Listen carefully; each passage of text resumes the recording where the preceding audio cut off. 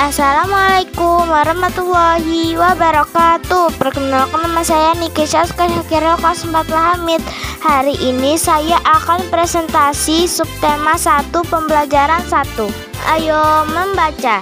Jawab pertanyaan berikut. 1. Apa isi bacaan di atas? Tahap pertumbuhan tanaman padi. 2. Mengapa tanaman tersebut penting bagi masyarakat Indonesia?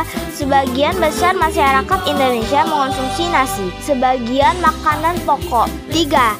Di mana tanaman tersebut dapat tumbuh di daerah panas dengan cerah hujan tinggi.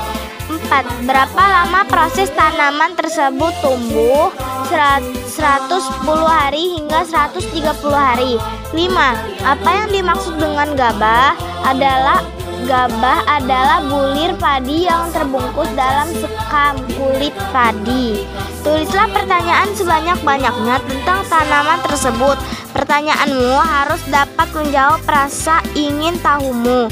1. Siapa yang menanam padi? 2. Bagaimana cara menanam padi? 3. Apa yang harus dilakukan agar padi tetap subur? Ayo berdiskusi. Kamu sudah belajar tentang bagaimana padi tumbuh. Isilah diagram berikut berdasarkan bacaan di atas. Pertama-tama direndam 1 malam dalam air, kemudian ditanam di lahan sementara.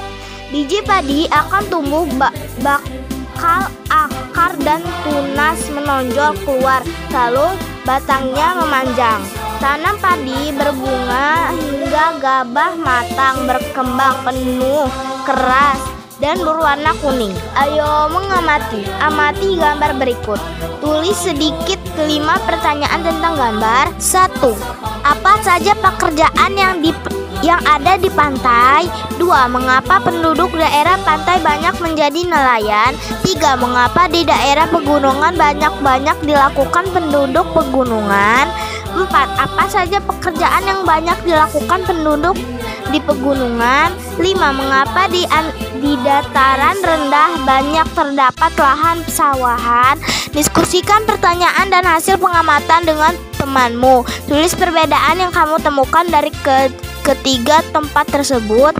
Dataran rendah kebanyakan daerah yang berdekatan lokasinya dengan pantai. Lokasi di dataran tinggi cocok untuk lahan pertanian dan perkebunan. Ayo berlatih.